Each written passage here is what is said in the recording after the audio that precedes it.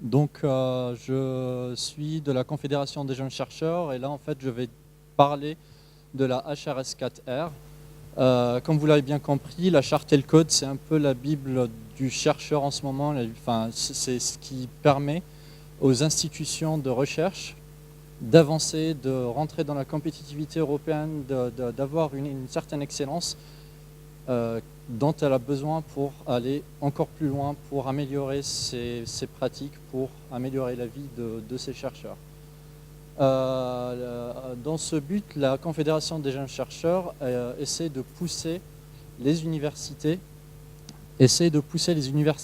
enfin les différents organismes de recherche à appliquer la charte et le code et à avoir le label HR Excellence, dont mes collègues avaient parlé tout à l'heure.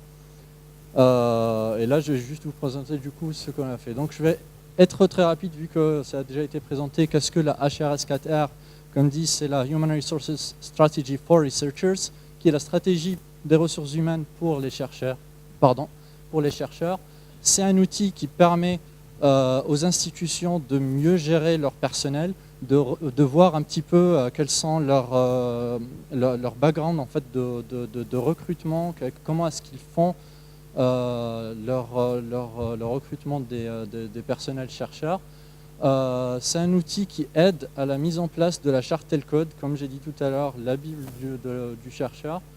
Elle est basée sur une action volontaire. Là, en fait, il faut vraiment faire attention sur le terme volontaire, parce que une action volontaire, c'est pas juste se lever le matin et dire tiens, je vais signer la charte et le code et dire d'accord, j'ai signé la charte et le code. Il faut également l'appliquer, et ça, c'est un petit peu plus compliqué que juste avoir le CNC.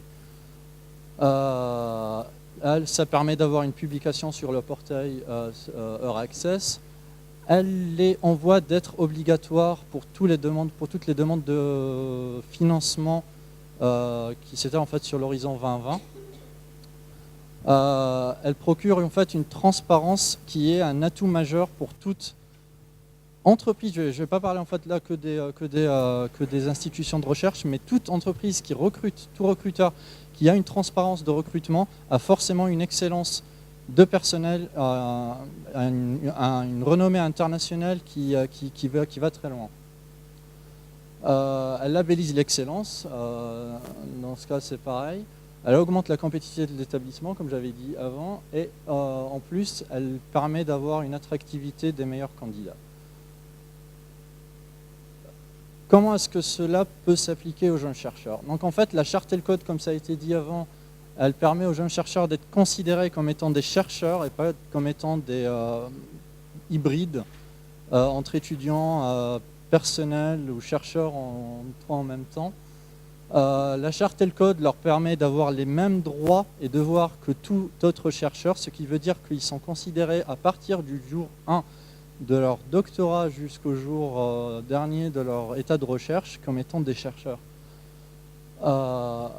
Elle permet d'avoir des bonnes pratiques de gestion, elle apporte une stabilité professionnelle, donc combat la précarité, elle essaie d'aller vers l'équilibre entre les sexes qui est assez flagrant en ce moment, et je vais montrer une slide dans ce sens après. La reconnaissance de la propriété intellectuelle, donc ça c'est classique on va dire. L'encadrement doctoral est plus clair, plus harmonisé, et une attention particulière devra être donnée aux jeunes chercheurs qui sont en début de carrière. Donc ils ont besoin de plus d'attention que les chercheurs qui sont déjà bien établis. Pourquoi le faire aujourd'hui? Comme j'ai dit, là en ce moment, l'écart entre les hommes et les femmes, il est assez flagrant.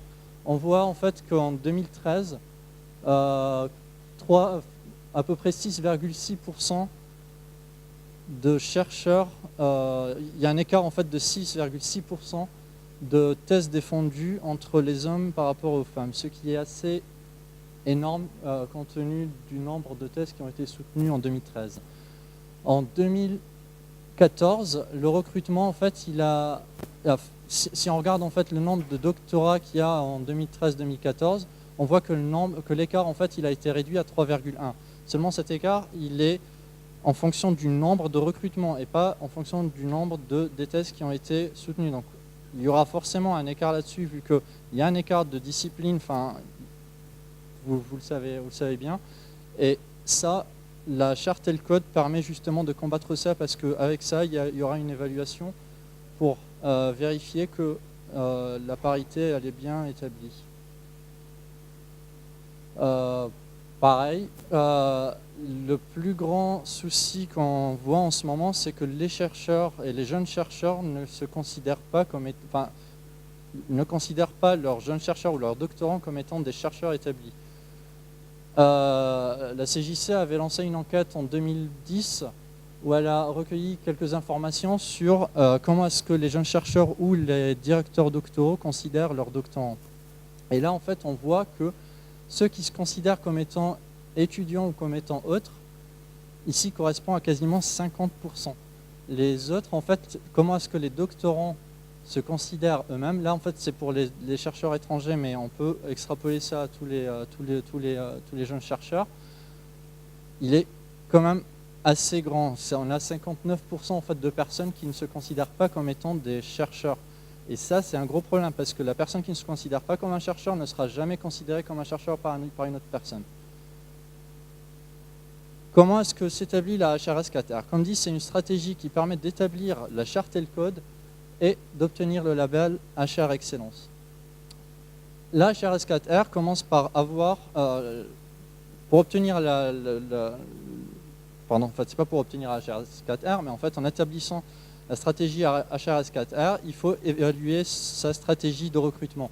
Et en fait, elle commence d'abord par une analyse interne qui est basée sur 40 principes, donc les principes qui ont été à peu près cités tout à l'heure, qui sont l'égalité des traitements, l'égalité des sexes, non-discrimination, évaluation des chercheurs par leurs pairs, procédure de recrutement transparente, application des bonnes pratiques, tout ce que j'ai dit tout à l'heure, toutes les bonnes pratiques qui sont pour nous évidentes mais qui ne sont pas appliquées en ce moment.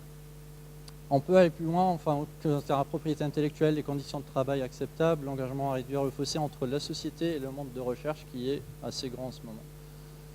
La deuxième étape, c'est d'établir une stratégie d'amélioration de ces pratiques de ressources humaines. Donc cette stratégie d'amélioration doit être faite par l'établissement lui-même et elle doit être viable. On ne peut pas dire, d'accord, demain je vais créer 15 millions de postes, on va supprimer le chômage en France et ça va être réglé. Non, en fait, il faut qu'elle soit viable parce que il y aura une évaluation par la suite. Donc la stratégie, en fait, elle est basée sur ce qui a été fait avant et ce qu'on voudrait qu'il y ait après. Après avoir établi cette stratégie, on demande le label HR Excellence. Ce label, en fait, il permet, comme dit, l'excellence, la compétitivité et la transparence. Ces trois titres, en fait, sont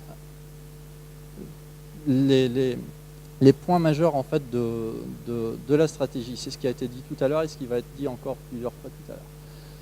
Donc la HR Excellence, elle permet d'avoir une certaine excellence, une compétitivité, une transparence, plus d'opportunités de financement, comme dit, pour les financements européens, des droits égaux entre tous les chercheurs, la signature de la charte et le code.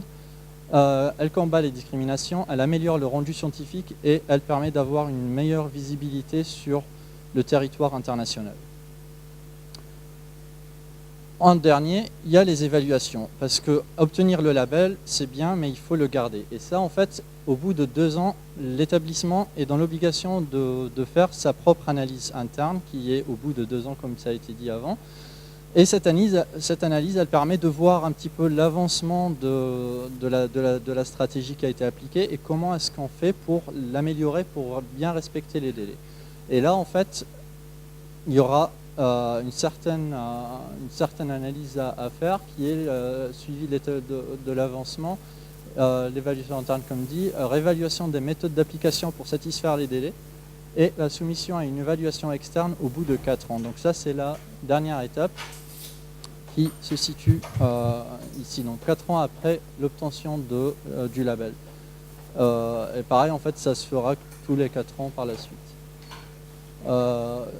Pourquoi est-ce que les établissements doivent avoir cette motivation pour le faire? C'est pour évaluer déjà leurs ressources humaines actuelles, comment est-ce qu'ils font en fait pour recruter les gens, pour avoir une certaine transparence sur ce que eux en fait ils appliquent, améliorer la gestion des personnels, diminuer le labeur administratif s'il y a une bonne pratique de la stratégie, faciliter les interactions entre les différents établissements qui, forcément, si plusieurs établissements appliquent exactement la même stratégie, auront une meilleure interaction.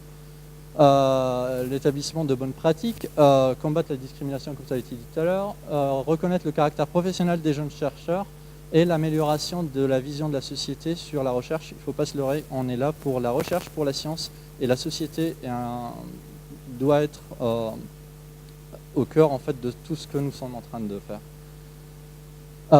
Quand et comment le faire? Donc on peut le faire n'importe quand. En fait, il faut juste prendre la décision de se lancer dedans, de ne pas avoir peur de commencer cette stratégie. Il faut avoir une certaine volonté de transparence et de recrutement plus clair. Il ne faut pas juste dire d'accord, je vais rester dans l'opacité et essayer d'obtenir le label. Vous l'aurez jamais. Il faut avoir une certaine volonté pour l'obtenir. Et cela, c'est sans engagement jusqu'à l'obtention du label, forcément. Quel est l'impact sur les jeunes chercheurs? Dans ce cas, en fait, c'est forcément, du coup, comme dit, le combat de la discrimination, donner des droits et devoirs clairs aux jeunes chercheurs comme pour tout autre chercheur. La reconnaissance de leur travail comme étant un travail vraiment professionnel, en leur donnant un salaire adéquat. L'amélioration de leurs conditions de travail. Plus on a de meilleures conditions de travail, plus on est productif et plus on se sent mieux, plus on va plus loin. La reconnaissance du statut professionnel, donc comme ça a été dit avant, la création de contrats, la création d'une grille de compétences, le changement de vision de la société sur le doctorat. Essayer de convaincre, ça c'est assez difficile en vue de ce qui est vu en ce moment, c'est que les jeunes chercheurs ne se considèrent pas vraiment comme étant des professionnels. Pas tout le monde. Une grande partie ne se considère pas comme professionnels et ça c'est un gros problème pour l'avancement de leur carrière. Et pareil, essayer de convaincre les recruteurs qu'un doctorant est un vrai professionnel qui peut apporter des compétences bien transverses. Et enfin, quel serait l'impact sur les jeunes chercheurs? Donc là, en fait, les jeunes chercheurs, forcément, en appliquant toute cette stratégie-là, en améliorant leurs conditions de travail, en diminuant un petit peu leur discrimination ou le gap qu'il y a entre les différents personnels, ils se considéreront plus comme étant professionnels. Il y aura une voie vers la fin de la précarité, une reconnaissance sociale, un rendu scientifique meilleur, une mobilité qui est facilitée et un meilleur encadrement doctoral. Pareil, l'établissement sera plus attractif pour les chercheurs d'excellence. Comme dit pour cela, la CJC a établi une stratégie pour établir la stratégie